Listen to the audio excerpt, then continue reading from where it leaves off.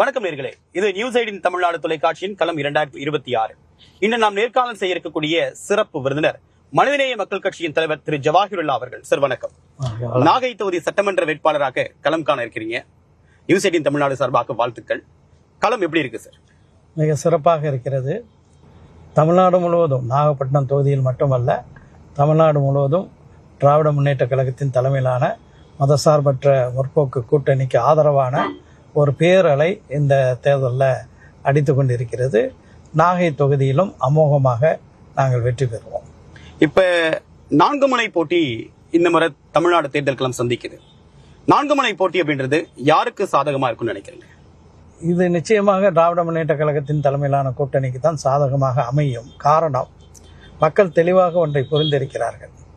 கடந்த 5 ஆண்டுகளாக நடைபெற்ற திராவிட முன்னேற்ற கழகத்தின் ஆட்சியின் நலத்திட்டங்கள் ஒவ்வொரு தரப்பினர்களுக்கும் சென்றடைந்திருக்கின்றது, ஒவ்வொரு வீட்டுக்கும் சென்றடைந்திருக்கின்றது.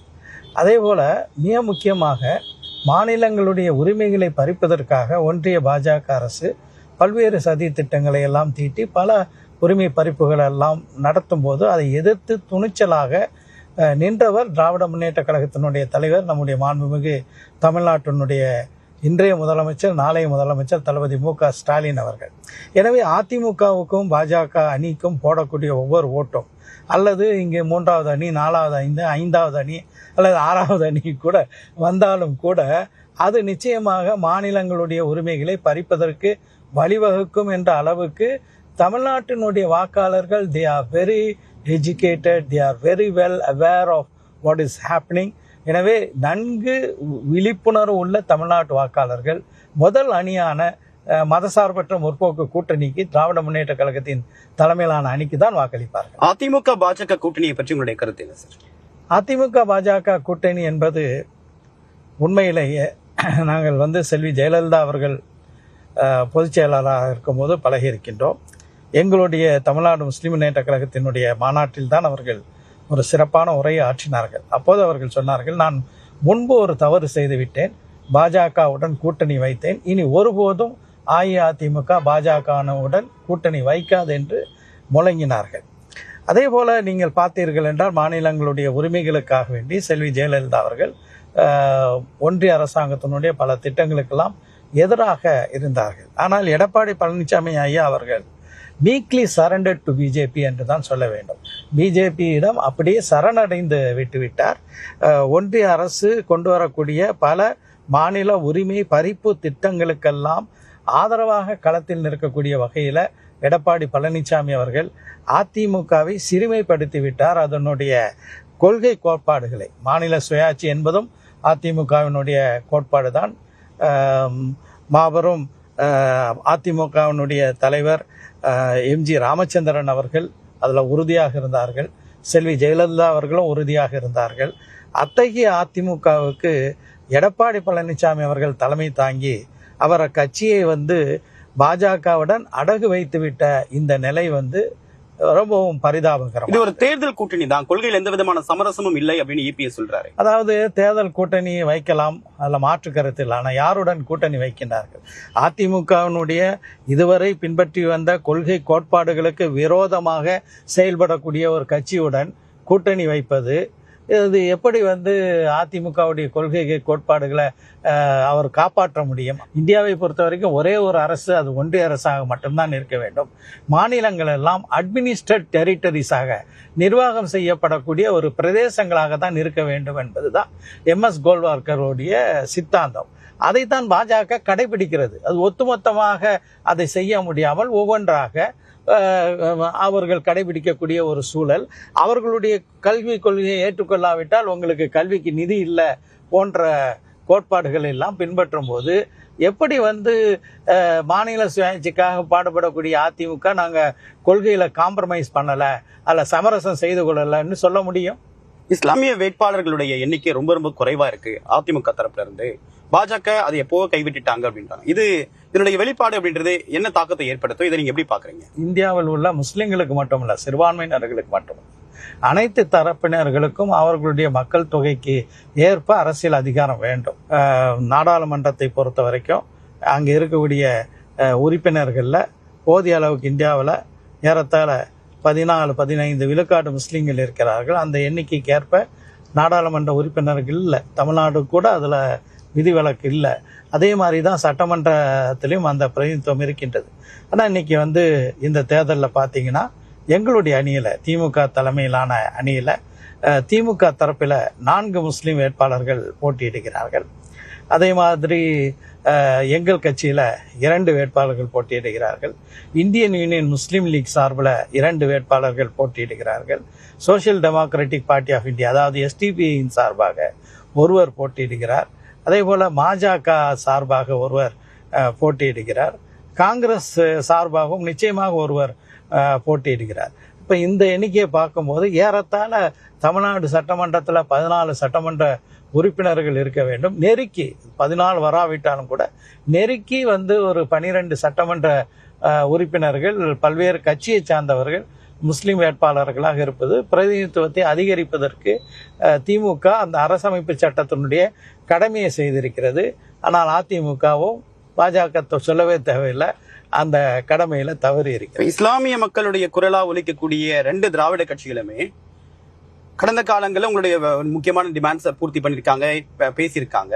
இன்னைக்கு திமுக மட்டும்தான் கடைசி அரண் அப்படின்ற நிலைப்பாட்டுல எல்லா இஸ்லாமிய கட்சிகளும் வந்துட்டீங்களா? அதனால தான் உங்களோட கூட்டணி அமைச்சிருக்கீங்களா? அதாவது மிக முக்கியமாக இது ஒரு சிறப்பான நல்ல ஒரு கேள்வி. அதுக்காக உங்களுக்கு நன்றி சொல்லணும். இந்த பாஜக ஆட்சியில், ஒன்றிய ஆட்சியில் என்னெல்லாம் செய்திருக்கிறார்கள் என்பதை பற்றி சுருக்கமாக சொல்ல விரும்புகிறேன்.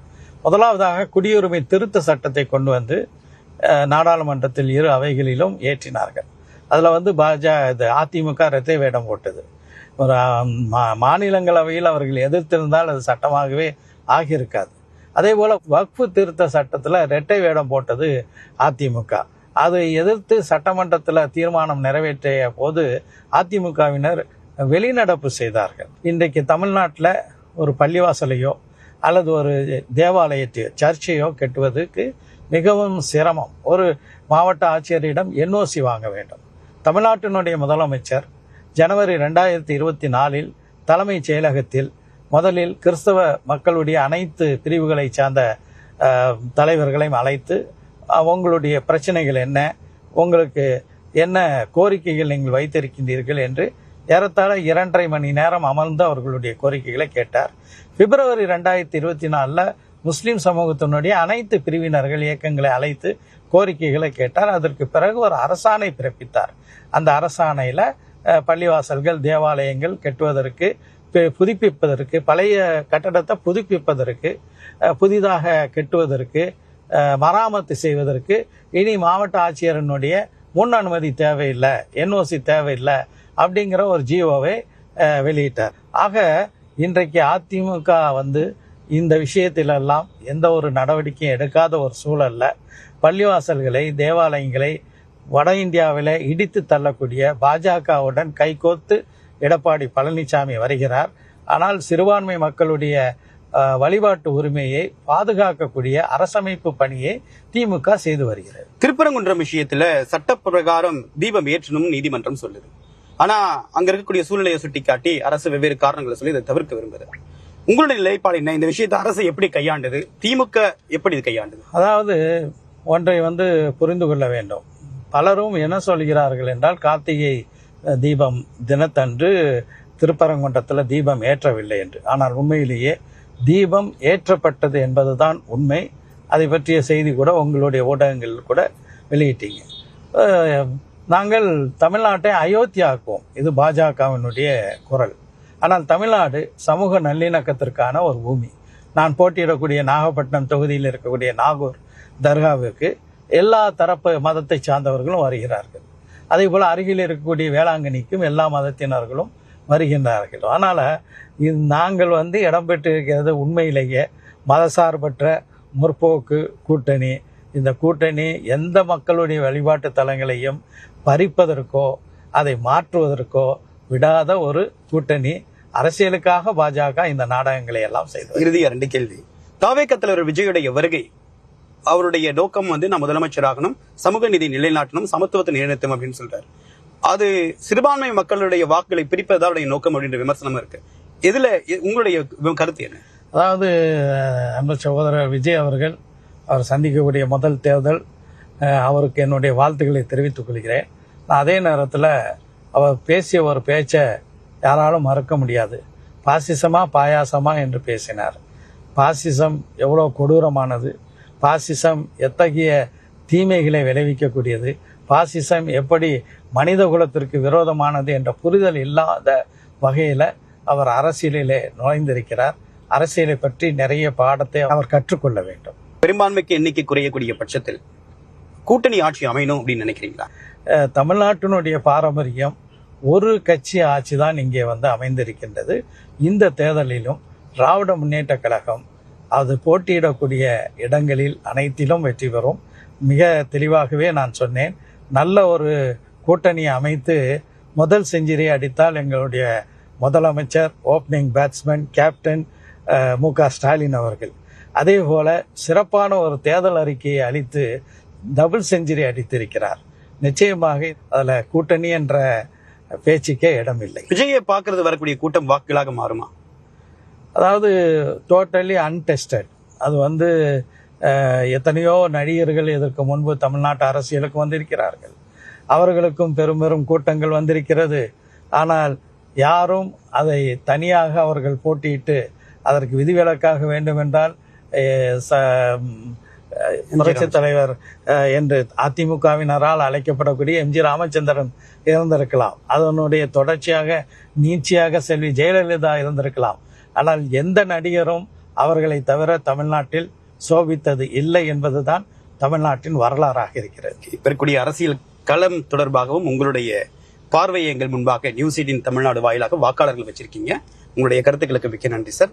நியூஸ் 18 தமிழ்நாடு சார்பாக வாழ்த்துக்கள். இந்த வாய்ப்பை தந்தமைக்காக உங்களுக்கும் நியூஸ் 18 நிறுவனத்திற்கும் மனிதநேய மக்கள் கட்சியின் சார்பாக என்னுடைய நெஞ்சார்ந்த நன்றியை தெரிவித்துக் கொள்கிறேன். Thank you sir.